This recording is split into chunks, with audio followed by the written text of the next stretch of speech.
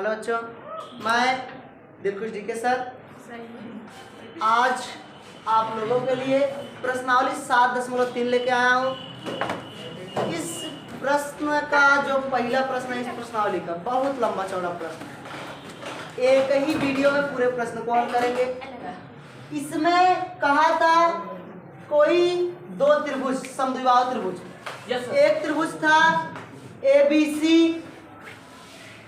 और एक त्रिभुज था BCD जो एक ही आधार पे बने दो त्रिभुज थे। एक ही आधार दिख रहा होगा, ये देखो BC एक ही आधार है। समद्विबाहु है, समद्विबाहु होने का मतलब ए वाली भुजा इस वाली भुजा के बराबर होगी, ए वाली भुजा इस वाली भुजा के बराबर होगी। और समद्विबाहु त्रिभुज है तो इनके कोण भी आपस में बराबर होंगे। तीन कंडीशन हो गई, मतलब इन्हीं कंडीशनों का प्रयोग करते हुए हमें आगे दिखाना है। फर्स्ट प्रश्न, पहला प्रश्न है त्रिभुज ABD सर्वांग सम है त्रिभुज ACD के। दूसरा कंडीशन है त्रिभुज ABP, ये कहाँ गया ना लखवा, ABP ये वाला, और सर्वांग सम है त्रिभुज ACP इस तरफ वाला इस तरफ वाले के सर्वांग सम है। और पहला ABD, तो पहले के लिए हम सब उठा लेते, फिर आगे धीरे जैसे बढ़ते जाएंगे वैसे प्रश्न को हल करते चले जाएंगे। तो पहला यहाँ से हम शुरू करते हैं, ले लेते हैं त्रिभुज ABD, त्रिभुज ABD तथा त्रिभुज ACD, ABD ACD, त्रिभुज ACD में ये देखो भुजा AB बराबर है AC, लिख दो, लिखोगे भुजा AB बराबर AC, दिख भी रही है AB बराबर AC, और BD इसकी है BD और CD ये भी बराबर है BD बराबर CD। और ये देखो ये दोनों तो प्रश्न में दी गई है, देखो AB बराबर AC BD बराबर CD ये प्रश्न में दे दी गई है। तो लिखोगे दिया गया है, दिया गया है। उसके बाद तीसरी कंडीशन, ये देखो इस त्रिभुजा की भुजा ABD में AD इसमें भी आ रही है, फिर ACD में AD इसमें भी आ रही है, तो भुजा AD बराबर AD, तो जो AD होगी वो भी बराबर AD। ये दोनों क्यों बराबर हैं? उभय निष्ठ भुजा है। क्या है? उभयनिष्ठ भुजा है। तीन कंडीशन बराबर हो गए तो बताया गया तो कहीं का भी त्रिभुज रहे, कैसा भी त्रिभुज रहे, अगर उसमें तीन कंडीशन बराबर हो जाए तो वह त्रिभुज किसी ना किसी सर्वांग समता नियम से सर्वांग सम सिद्ध ही हो जाएगा। तो लिखोगे अतः सर्वांग समता नियम, अतः सर्वांग समता नियम, क्या इसमें भुजा भुजा भुजा, side side side, yes yes yes से, यस यस यस से त्रिभुज ABD सर्वांग सम होगा। त्रिभुज अब देख लो, एक संगत में वही है, B की संगत में C, AC D की संगत में D है तो D, त्रिभुज ABD सर्वांग सम होगा त्रिभुज ACD के। इसलिए इनके संगत कोण आपस में बराबर होंगे, संगत कोण आपस में बराबर होंगे। तो देखो जो कोणवा BAD है, यहाँ तक ये वाला कोण BAD ये वाला कोण बराबर हो सकता है इस वाले कोण के, कोण BAD का हो, चाहे इसी को पूरी रेखा मान लो तो BAP, नहीं तो BAD ले लो। कोण BAP जो D है वो बराबर होगा कोण CAD के, कोण CAD के। ये दोनों क्योंकि देखो ये समद्विभाजक है तो यहाँ से अगर इस समरूप मतलब सर्वांग सम हो गया, इनके संगत कोण आपस बराबर BAD इधर बी ए डी, इधर से भी सी ए डी उठाएंगे तो बी ए डी बराबर होगा सी ए डी के। इसको मान लो समीकरण नंबर 1, समीकरण 1। अब देखो एक कंडीशन हमारी सिद्ध हो गई, त्रिभुज ए बी डी सर्वांग सम है त्रिभुज ए सी डी के, तो सर्वांग सम सिद्ध कर लिए। और उसी के साथ साथ कुछ और सिद्ध हो गया, जो कोण बी ए, हमको देखो बी ए पी अर्थात बी ए पी पूरा चाहे ले लो चाहे बी ए डी, वो वाला कोण, ये कोण भी बराबर हो गया। दो कंडीशन सिद्ध हो गई।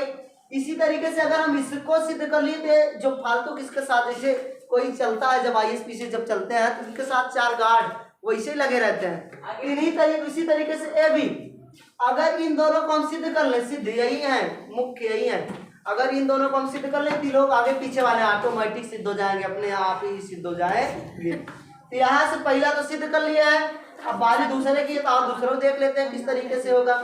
ले लेते हैं त्रिभुज ए बी पी, अब की बात लोगे त्रिभुज ए बी पी तथा त्रिभुज A C P, A B P मतलब इस तरफ वाला त्रिभुज, ए सी पी मतलब इस तरफ वाला त्रिभुज, ए सी पी में।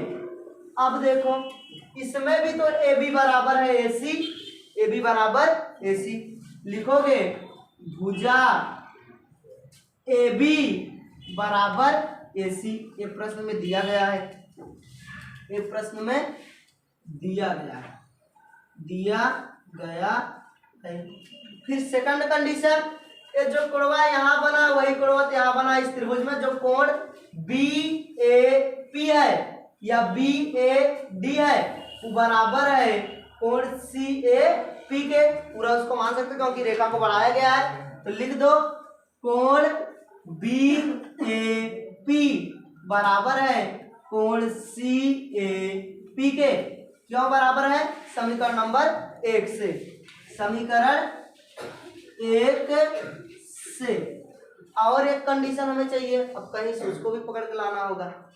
ये देखो ई जो भुजा एपी है इसमें भी आ रही है, एपी इस तरफ वाले में भी आ रही है, तो भुजा एपी बराबर एपी, लिखोगे भुजा एपी बराबर एपी, एक उभय निष्ठ भुजा है, उभय निष्ठ भुजा है। अब 3 कंडीशन फिर से बराबर हो गए, तो वही फिर वही कंडीशन, त्रिभुज सर्वांग सम, यस ए यस, भुजा कोण भुजा, लिखोगे अतः सर्वांग समता नियम, यहां से लिखोगे अतः सर्वांग समता नियम, नियम यस से त्रिभुज कौन सा ए बी पी, त्रिभुज A B P, A B P सर्वांग सम होगा त्रिभुज। अब देखो यहाँ से ए की संगत में कौन है ए, यहाँ पे ए लिख दो, फिर बी, बी की संगत में सी है तो यहाँ पे सी लिख दो, बाकी पी तो खुद ही अपने साथ का है, देखो पी की संगत में पी तो पी की संगत में पी।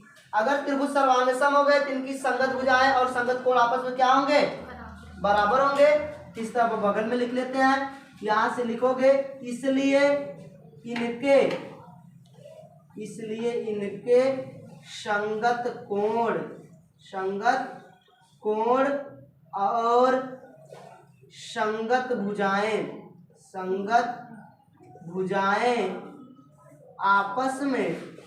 आपस में बराबर होंगी। अब देखो पहले कोण को ढूंढो, क्योंकि हमें कोण ए वाला इसको हमें समकोण सिद्ध करना है। तो जितना अगर हम मान ले यहाँ पे इसको, अगर ये मान ले कि अगर ये यक्ष अंश बनेगा, ए यक्ष होगा तो ये दोनों सर्वांग सम हो गए, ए भी यक्ष ही होगा, बराबर ही होंगे। अगर ए यक्ष, क्योंकि त्रिभुज सर्वांग सम हो गया पूरा, जितना कोण इधर बनेगा उतना ही कोण इधर भी बनेगा, तो ये यक्ष होगा तो ए भी यक्ष ही होगा।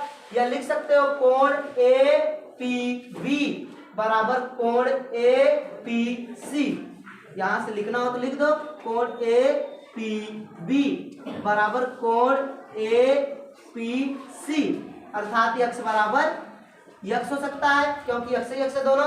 अब ये एक रेखा दिखाई दे रही होगी बीसी, लिख सकते हो रेखा बीसी पर। अब बीसी पर एक कोण इधर एक कोण इधर, अगर दोनों को मिलाओगे तो कितना, एक रेखा पर सदैव 180 अंश का कोण। तो यहाँ से यक्स एक बन रहा है, एक और यक्स बन रहा है बराबर 180।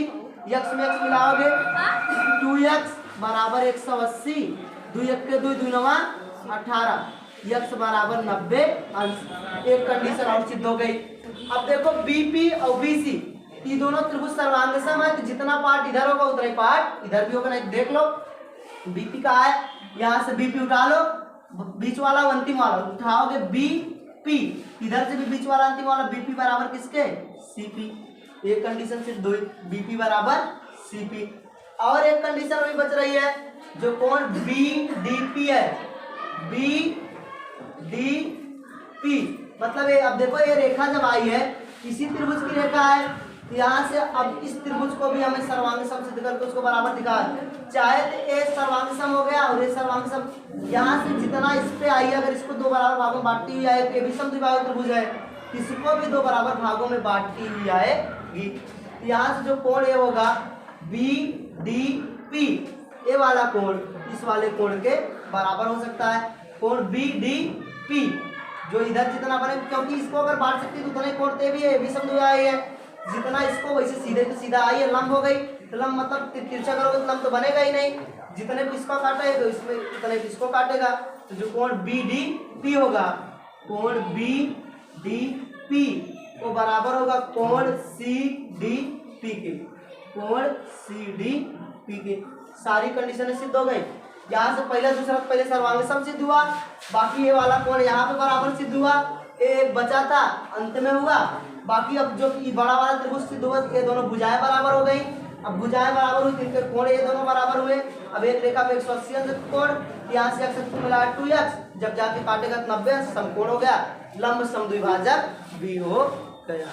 यहाँ से आशा करता हूँ ये प्रश्न आप लोगों को समझ में आया होगा। प्रश्न लंबा था, अगर प्रश्न समझने में थोड़ी सी दिक्कत हो तो एक बार वीडियो को फिर से देख लें ताकि प्रश्न पूरी तरीके से समझ में आ जाए। Thank you.